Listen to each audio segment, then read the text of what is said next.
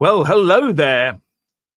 Welcome to Jeff and Richard's F the News, episode 1. And I just have to say that things are looking really quite good here, aren't they? Jeff, stop, Jeff. What? Jeff, What? this is too important. Okay, now this No, is it's really not. important. Yes, it is, Jeff. All right. Right, This is okay. incredible news here. This is look, Harry and Meghan. This is in the Independent. This is from 10 hours ago. Right, 10 hours ago.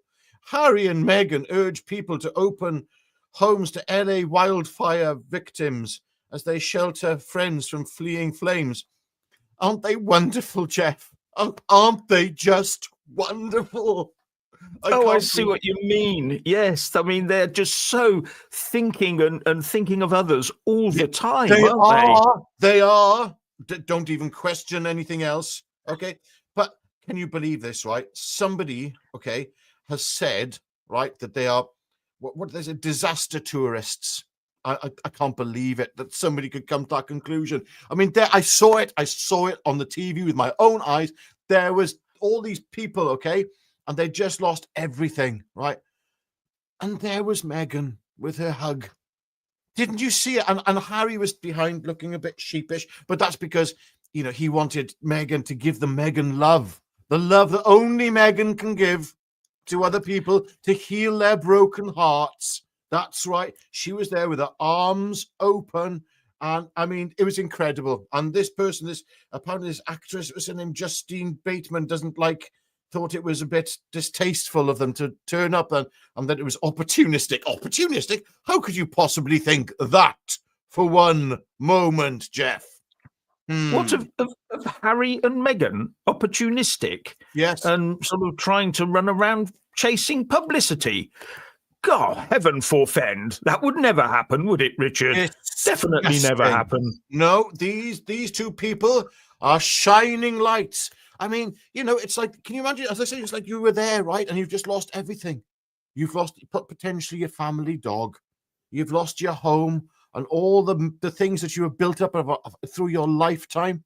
Okay, all your family memories are in that house, and you've lost it all. And there's Meghan, light shining from her, and she holds you, and you're like, oh, that's all right. I don't miss any of it anymore. It's all going to be okay. Forget all those memories. They pale in insignificance to that one hug from Meghan. Oh, Jeff. Absolutely. Oh, yeah. Jeff. There we go. Anyway. Well, that's the breaking news of the day, is it? This is the breaking news. Is that the best we could come up with when the country is being destroyed around us?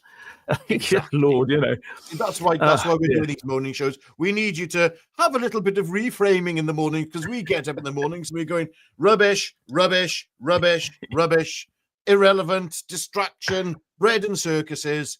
And I think it's time we expose it for what it is. But anyway, yes, that was in the positive spin was put by the Independent. Good on you. Good on the Independent. Oh, yes. And the negative spin was put on by the Daily Mail. Over to you, Jeff. What have you got there? Well, actually, let's get a bit more serious. This country is going down the tubes. It really is. The U-bend. I think we've gone through that, and we're now heading for the you-know-what. And right now, after all the lefty, wingy, wokey, cuddly stuff, out comes the UK cabinet has been told by Rachel Reeves that there must be spending cuts, and they have to be ruthless.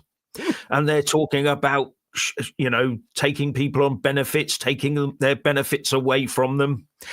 And when I was sort of sat here thinking, if they're going to take people's benefits away, it's a double-edged thing here, because going back a few months, everyone on the right was saying we must look at the benefit system. We must look at the benefit system and get people back to work. When the news came out and said that we're going to really, cut back on benefits, we're going to do all these big assessments and everything, suddenly everyone was saying, how dare you pick on the vulnerable? That's what the whole conversation has shifted from get them to work to don't shaft the vulnerable. And that's exactly what's happened. So I find it just a little bit strange how that's happened. And I'm wondering if they went in hard with that rhetoric to try and elicit this response. And then they'll say, oh, right, then we won't go after the vulnerable. Either that, or if they are going to go after the vulnerable, it will be done on a DEI basis. You know it. I know it. It will depend on which demographic you're in as to how hard they come down on you. And you know that. What do you reckon, Richard? No, it's not going to happen, because that would mean they'd be engaging in something called austerity. Do you remember that, Jeff? When Labour were there throwing mud at Cameron and ilk when the Tories got back in the coalition with the Lib Dems, and they were saying, oh, look at this. This is austerity. We will not be having austerity if Labour comes into power. Oh, no. No austerity under Labour. That's the fact of the matter. Sorry, but we were told continuously by Labour they would not give us austerity. That's it. And they would not be, all the burden would be placed on those who could afford it. The funny thing is, all the people who could afford it have funny enough just gone and left the country. Have you noticed that there's a mass exodus of wealth from this country? So those who can afford to shoulder the burden of these hard times are leaving. Yeah. So someone says here, actually, gonna missed it now. It's up on the screen at the moment. Rolando Ratus is that take benefits away and watch the crime soar. And that is one of the sort of problems but the left will tell you that crime and these things aren't connected at all, you know. So I think you're probably right. But we've got to, what did I read the other day? 24% of people in the UK have a disability. 24%. Does that tell you that the NHS is working properly? And that our education system is working properly? What are we doing? Are we generating broken people? What's going on here? 24%. Well, I do think some of that could be down to a deterioration in health, we shall say, after something was given to people. And I can't think of what that thing that was given to people could be, because I'm hearing more and more cases of, friends who say to me, actually, let's just go anecdotal here, friends of mine who say to me, oh, I wish I'd have not done that and not towed the line and not had something in my arm. Keep going, Richard. Keep going. I've got to go and switch something off, which is very noisy in the background because I forgot to switch it off before I came on air. Bear with me, please. Okay, so I'm terribly sorry, ladies and gentlemen, for this interruption, but Jeff has to go and switch something off. Now, where was I?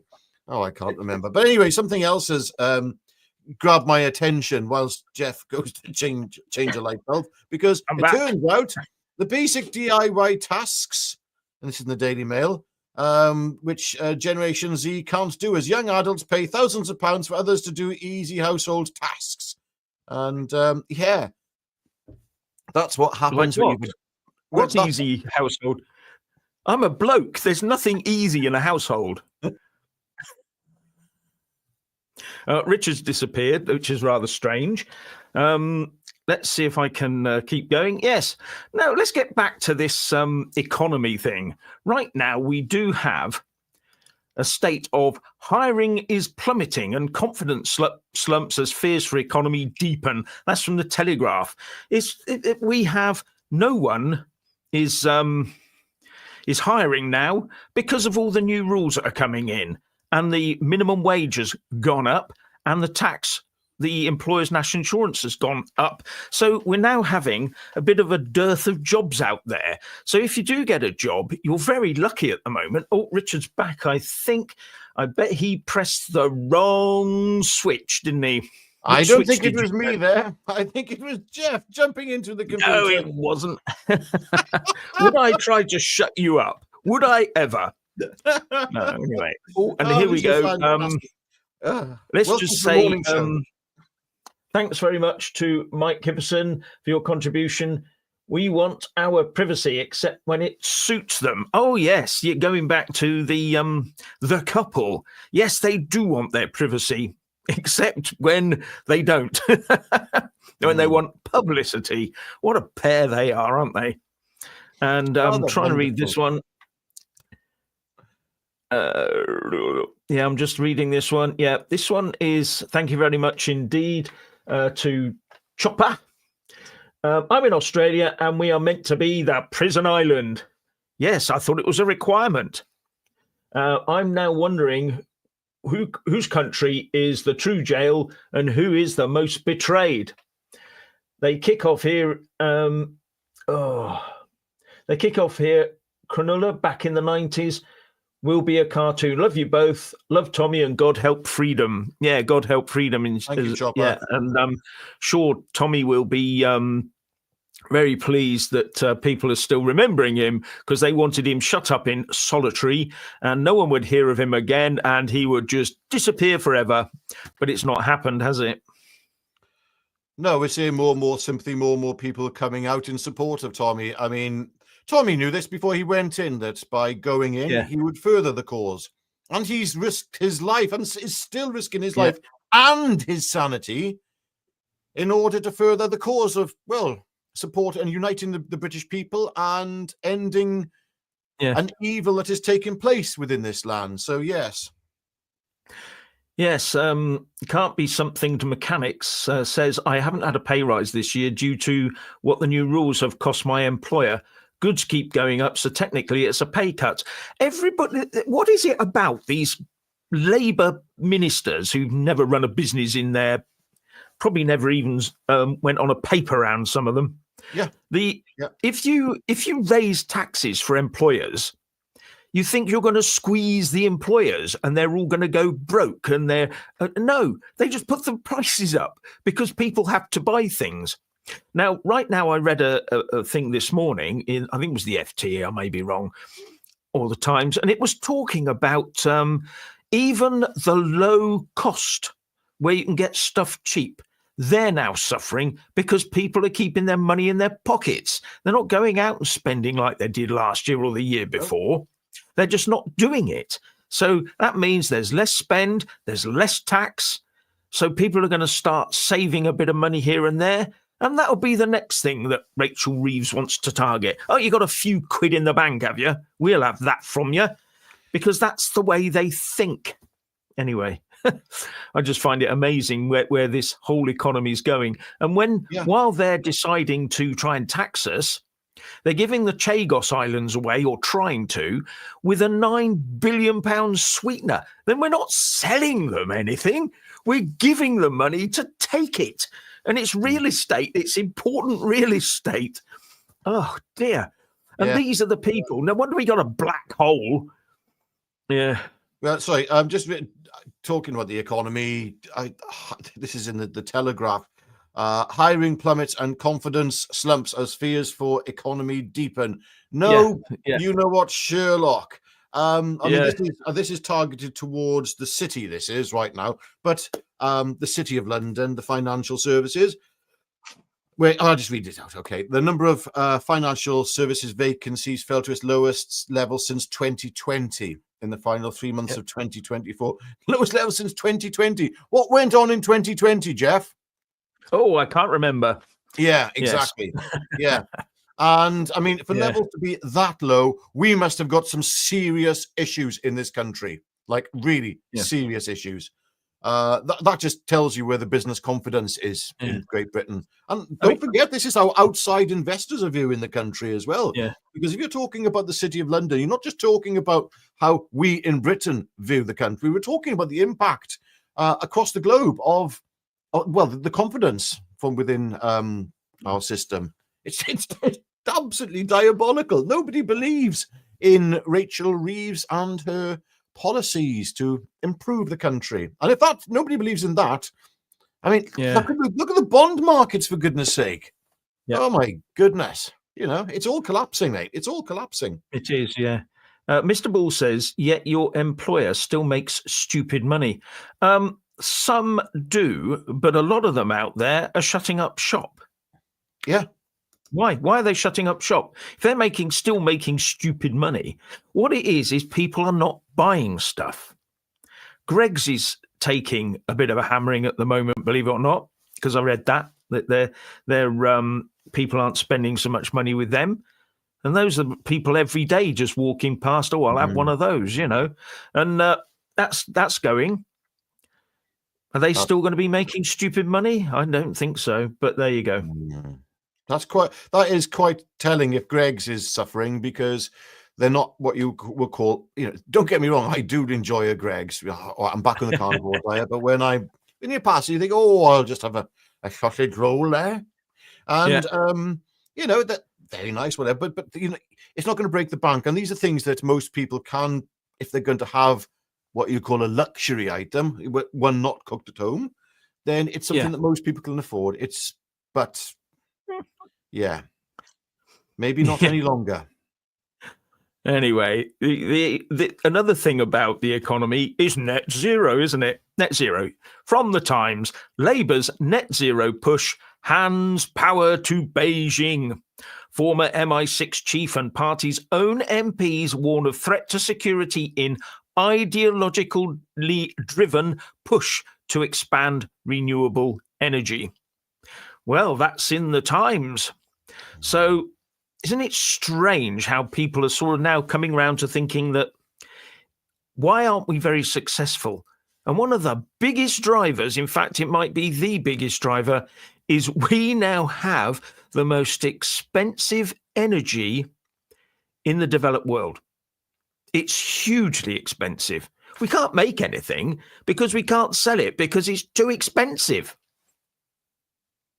Yeah. So no one from abroad wants our stuff because it's too expensive, because it takes energy to make these things. There you go. Does this suggest that there wasn't a plan in the first place by Labour? That they had absolutely no idea what they were doing. All they had is a few student union ideas put together by going on a few marches, and there's a few people I know who have been like that, who've basically just had a little bit of a student union experience of the world, and believing that the politics they are surrounded by then translates into the real world, and it doesn't. It doesn't.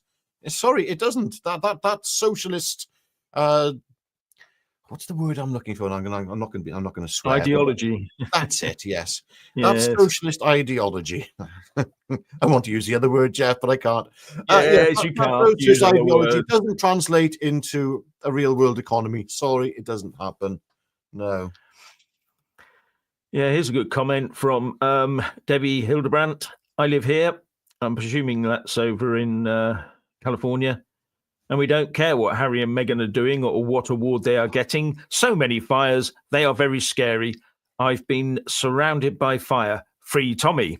Oh, that's my another goodness. one who likes Tommy from all the way across the pond and the other side. Yes, Debbie. Yeah, thanks, Debbie. So sorry to hear that you're yeah, it sounds like a very, very scary situation to be in, and it's awful. It really is. I'm reading more and more about how, well, for instance, Donald Trump, apparently he put something together for water to be put into that state, but yes, the governor, was it the governor or the mayor? I can't remember which. The governor, DeSantis. That's it, DeSantis. Yes. Ron DeSantis. Yeah. Yeah.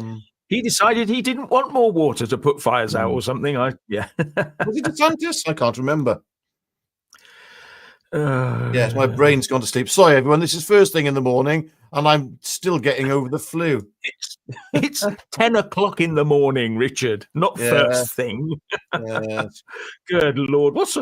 Ladies and gentlemen, he's normally sort of, I'm just trying to phone him up and get him out of his rack at this time in the morning. He's one of those people that stays up all night. Yeah, sorry, Gavin Newsom. That's what it is. Not DeSantis. It was Gavin Newsom. Yeah. Oh, Gavin Newsom. Right. Sorry, I got that one wrong. I thought. Hang on a second. Yes, absolutely. Yeah. Yes, it was. Yes. Yes. Yeah. The thing is that when prices go up, someone says they get a larger 20%. Yeah. When prices go up, the government gets more money through VAT. So they're winning all the way round, aren't they? But the one thing that you will notice as prices go up, if you notice that the products seem to get smaller and smaller and smaller as the prices go up. Yeah, brilliant. Yeah, sorry, DeSantis is Florida. Absolutely, yes. Sorry. You have to realize, ladies and gentlemen, we just woke up this morning and we are not doing the best. We are not a mine of disinformation. No. I mean, literally, last night I didn't know if I'd be able to get out of bed, and oh my goodness.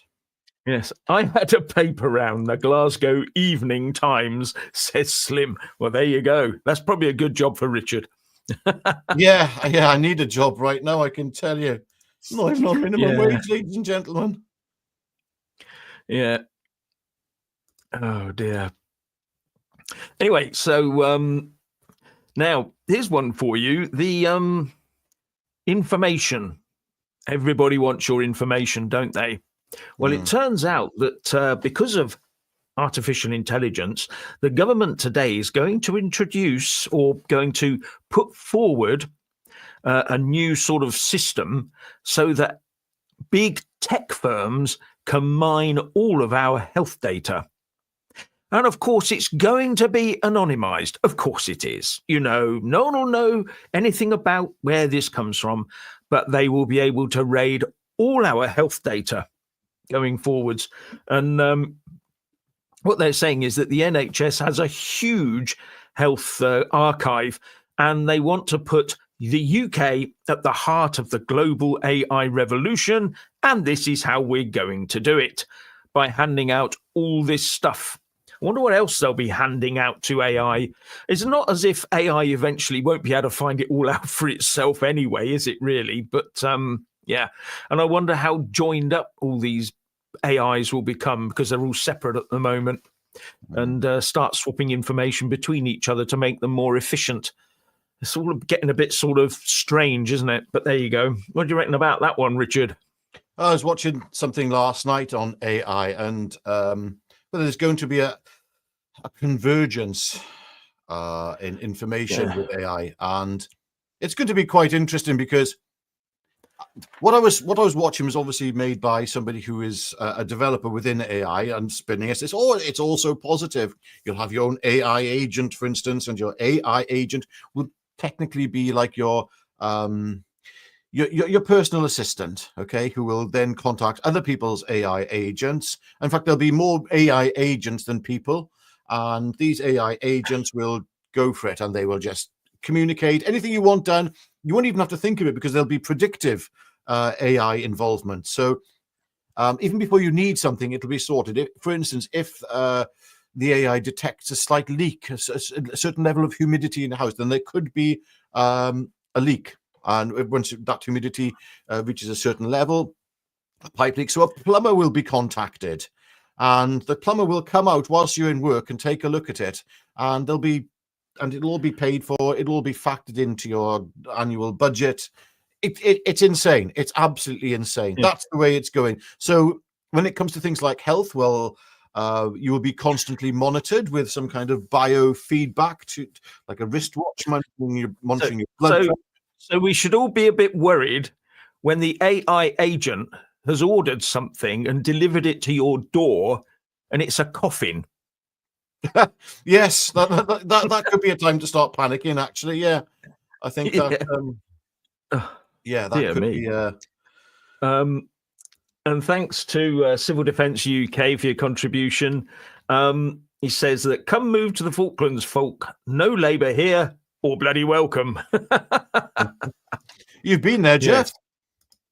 Well, I did visit there, but my visit was curtailed, shall I say? Right. Anyway. What else do we have here? The whole country is circling the drain, yeah. And on that, I mean, according to Jim Ratcliffe, who's the Ineos owner, as I said, and he's hit out at high energy prices as the petrochemicals group shuts down its ethanol production at Grangemouth. Britain's chemical industry is dying out, says the FT. I mean, this is, if you haven't got cheap energy, you cannot make anything. But that's what Labour wants. If you don't make anything, you don't consume anything. And if you don't consume anything, you're therefore green. What you do then is hope to make money somehow so other people can consume and sell you stuff at fantastic prices. What a bunch of, oh dear, I can't. Need to be on another platform to say what I want to say. But there you that's go. the difficult thing about us doing these new morning things is we're going to have to, we're literally going to have some kind of way of expressing ourselves more without falling foul of the algorithm. Yes, I know. Oh dear. We're looking through the morning papers and your immediate reaction. This is what we're giving you. We're just giving you immediate reactions. Half the time, after just waking up, and things are a little more. What we don't have time to dissect things and go into them like we do in the evening videos. But I like that. That's why I wanted to do this. Actually, well, unfiltered. There is one booming industry out there, ladies and gentlemen. It's a massive success. It's absolutely fantastic. And it's in the mail. So it must be true. Yeah, absolutely. Britain's unlikely bureau de change boom and the dark reason behind it, as 25 money changers pop up within 500 yards in one city. So there we have groups of all these money institutions. And what are they doing? Well, you can use it to send money abroad. Isn't that wonderful? It's a booming trade. Sending money abroad that comes out of the UK and sending it abroad is a booming trade. Isn't it wonderful? So while all our shops are shutting down, we have these things springing up. And I wonder if they're in the same area as some of these barber shops. Well, I just about to say there, Jeff. I'm seeing lots of those. I mean, apparently there's... You see, this is where I think the economy is actually booming, because we wouldn't have all these barber shops, which are usually next door to phone shops and some vape shops and sweet shops. You find them all sort of bundled together, and the people who run them they all seem to know each other, which is quite strange. I think the economy is probably booming. It's just not an economy that we're visibly able to monitor particularly well. Yeah. Oh, here's an important one. I'm just going to read the headline here. It's in the Sun, and as we know, the Sun is the font of all knowledge. It is the Delphic oracle of modern times. And it says, knocked out by curse, dancing on ice curse hits before new series starts as soap star Chelsea Healy is knocked unconscious during rehearsals. Never mind, Chelsea, get well soon. Really important news. This is our headlines, you know. This is everything that's going on. We've got wars raging. We have got a certain demographic within society causing a lot of problems for us. And yet this is the most important thing that we can be watching. And this is the bread and circuses. Most of you know what bread and circuses are, but I'll just sort of give you a little bit of a background lesson in it. And that is that in the times of in the Roman times, when things were looking a little bit iffy for the establishment, they used to give free bread and put on circuses. What we call circuses are not what they call circuses. They're circuses. No, not at all. Well, they had lions. It's just that people and Christians and things. Christian versus lion type thing. It wasn't very pleasant whatsoever. And it's a tame version of "Get Me Out of Here" or something like that. Yeah. Well, I'll tell you, here's a bread and circuses thing. A former Labour MP was recently arrested for dodgy stuff. And I was thinking, how long have people known about this? Why now? And I thought to myself, is it a way of leveling up the demographics? You know what I mean? Or just trying to divert attention away from... I don't know. I just don't trust anyone out there at the moment. Thanks. No. I'm going to say. I'm not going to say anything on that one. Yes. Here's a good one from Quantum Virus. Free Tommy from Lebanon. I didn't know Tommy was in Lebanon. No, I know what you mean. Thanks very much. Yeah. Nick Percival says, I've just worked a 12-hour Sunday night shift and earned 300 quid. Pays for my trip to London on the 1st. My employer isn't massive, but they do look after us. Now, that's really good news. That's a nice, wonderful, positive sort of story, isn't it? Yeah. So, yeah. Now, here's some news. Everybody that I know, well, almost everybody that I know wants to get rid of the license fee, the BBC license fee. The BBC are biased. They've got their special unit that fact checks everything to make sure everything is left-wing biased.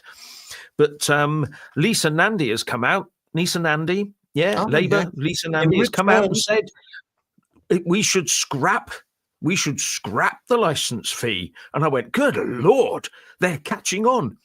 But she then wants to impose a new general tax on us to pay for it. Yeah. So instead of you paying an actual fee that you can actually see go out of your bank account to the BBC, it will suddenly become an open checkbook via general taxation. And it will be used. It will be misused by the establishment because they'll have the funding direct. It has to come from the taxpayer via the Treasury, and the Treasury can just say, how much do you want this week? Well, you better run the right stories then, hadn't you? You couldn't make this garbage up. Really can't. I mean, anyway, there you go. What do you reckon, Richard? I got nothing to say. I'm just a little bit dumbfounded at how they were able to get away with this, because that's it's not even a license fee. Then it becomes a license obligation, and that is quite scary. That it becomes a tax. It is a tax at that point. Yeah, and this is not even based on use. Not even based on use. Yeah, I worked at the BBC, and I know how woke it is inside the BBC. I was subcontracted to the BBC effectively. And it's scary. It's scary. I know what that money is spent on. I do. I've seen it. I've seen the waste that goes on in film and television industry, and it's pretty horrific. I'm not going to say anymore because I've got some friends who are still working in that industry, and there's some really nice people in that industry. But the amount of money that the BBC spends on just things that you're like, oh my goodness, are you kidding me? Are you kidding me? And you talk about DEI. It's on steroids. It's on steroids. Yeah. There we go. And thank you to Civil Defence UK again. Most of the UK pounds are being sent abroad, Jeff Richard. Does Labour not understand? We use pounds and dollars here. Dollars are 0.9% worth more. Okay.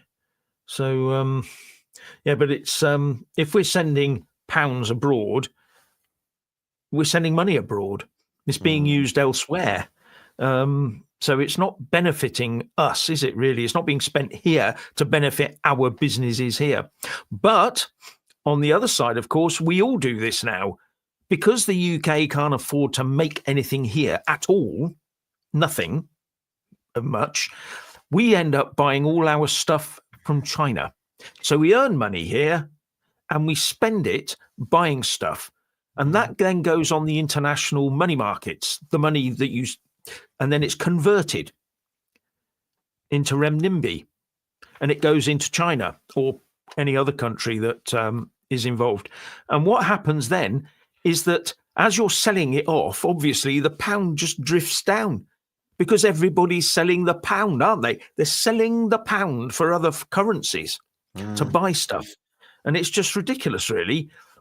This is what the whole Uniparty has done to us. It's not just Labour. All that Labour has done is put a V8 engine in the back and got it going really fast. Downhill.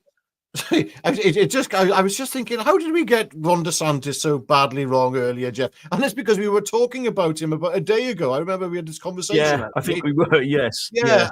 About Florida. Because don't worry about it. Everybody makes mistakes. It says here that DeSantis calls for media to hold Democratic leaders accountable for wildfires. We had this very conversation, Jeff. We did. 2 days ago. Was it a day or two ago? Yeah. sorry, that's tickled me. That's been bugging me. That is. Oh dear. Yeah. Oh dear, it really is quite. Let's see. I've got a list of sort of things that caught my eye, and I thought I'd just go through them. What's this go one? for it. Yes. And if things couldn't get any worse for Labour, we now have their corruption, their corruption minister, should be anti-corruption minister, Siddiq. What's her name? Tulip Siddiq. Yes. You know, she has to go, surely. Surely she has to go. I'm sorry, who employed her in the first place? I think she's doing a splendid job, actually. Well, she's unearthed a lot of corruption, hasn't she? Yes. Well, more corruption has come out under her than any other government, possibly, I'd say. Well, I don't think that's an unfair statement, to be honest with you. I think we've seen so much corruption and hideous goings on under this Labour government than we've seen. Not even the Tories and their worst expressions of themselves of the Uniparty were able to manifest such incredible corruption. Yeah, I mean, it's this is in the Independent. You know, Kemi Badenoch has called on Keir Starmer's anti-corruption minister Tulip Siddiq to resign amid ongoing questions over gifts she received from her aunt's regime in Bangladesh. And I gather she's got a few properties hanging around as well. I'm not quite sure how this all stacks together. I'm sure it doesn't. I'm sure it's all above board and Bristol fashion. You know what I mean? Absolutely. Perish the thought. Yeah, how could we ever say anything different? Yes. Oh, yes. Now this is a good one. I like this one. It's in The Guardian. George Orwell is to be honoured on the new £2 coin by the Royal Mint. And the reason I think that he's being honoured is because he wrote the handbook that all these governments have been using for the last, 30 or 40 years. Yeah. They got hold of it and thought it was a manual how to run a country. And that's what they've been aiming for ever since. So he's now going to go on the £2 coin to remind us all that he is the architect of this country. Yes. Yeah. What do you reckon, Richard? Yes, George Orwell. I mean, we've heard this expression for quite a while now, that 1984 was meant to be a warning, not a manual. And all of a sudden, it's being recognised. The timing of the recognition, I'll say, is quite telling. Yeah. It is. Yeah. I mean, it's how. Yeah, we've just gone past 40 years, haven't we? So since it was written. Yes.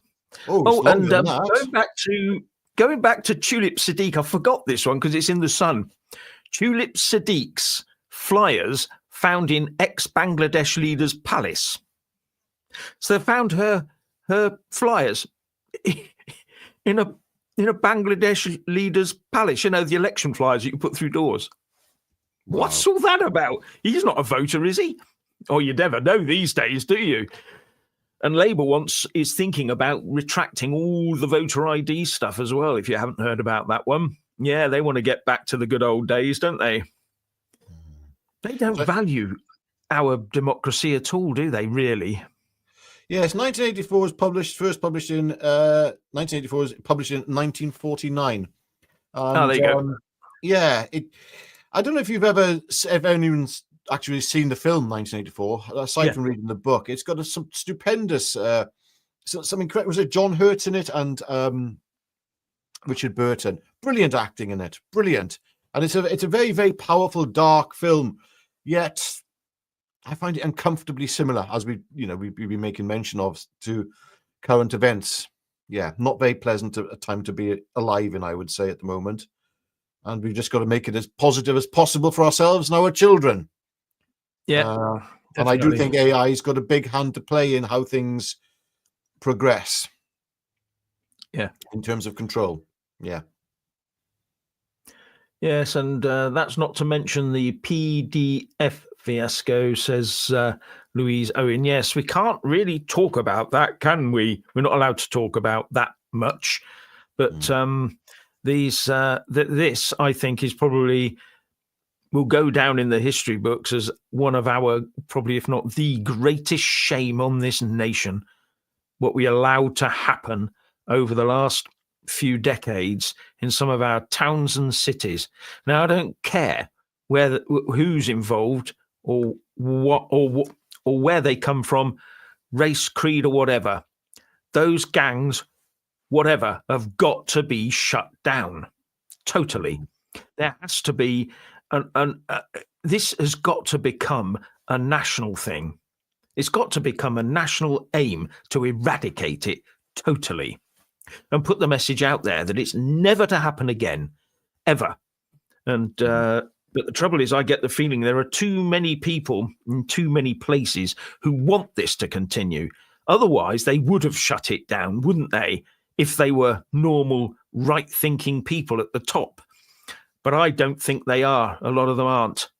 And they keep putting things in the way. There you go. Yeah.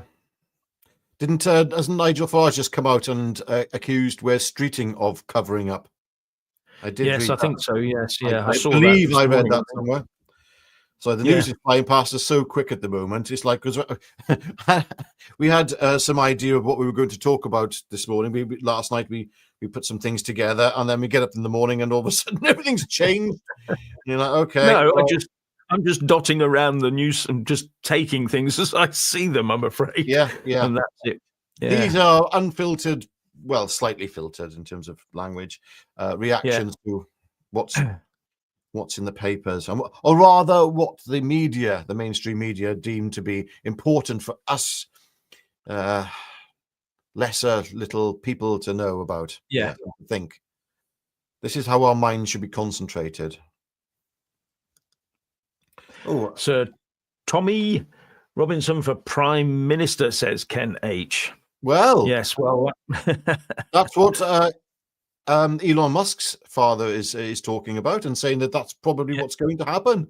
And I know it sounds a little outlandish, but if it isn't Tommy, it could be somebody of his ilk. That's what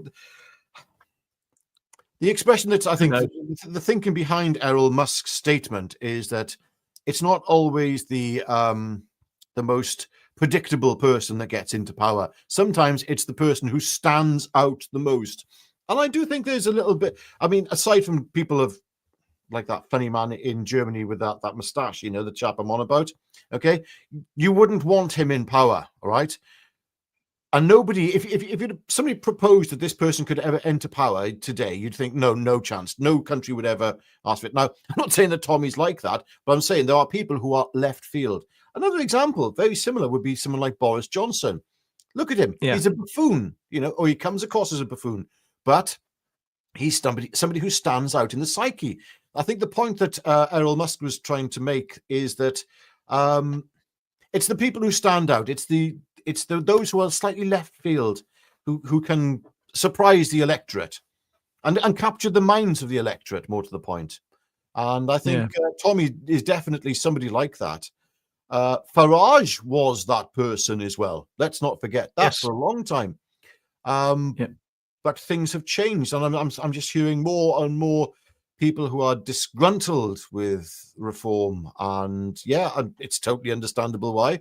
And there's a very simple thing to say: you can have a problem with the leadership of reform, and you can have a shout and a rant about them. Doesn't mean you've stopped supporting reform as a party.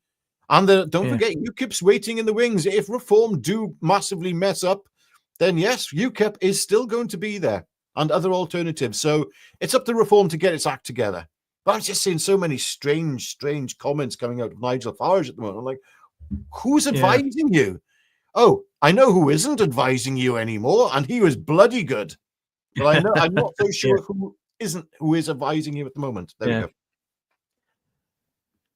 Thanks very much again from Civil Defence. And we have a Bengal national on the island. He is not happy with Tulip or Starmer. Starmer is a cover-up man. Well, a lot of people think that Starmer is a lot of things. But the one thing he isn't is really a good prime minister. I just don't. He fell into it by default, didn't he? He sort of stumbled through the door. He didn't have to do much to get there. other than just hang on as the Labour leader. And he was the only person they could sort of put up as someone that might look credible. And that was the sum total of it, really. So there, yeah. Anyway,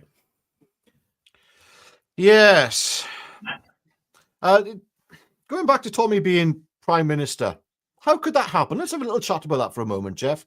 That could happen. First of all, he'd have to want to become Prime Minister, because at the moment he's more interested in the cultural side, the cultural movement of uniting the kingdom.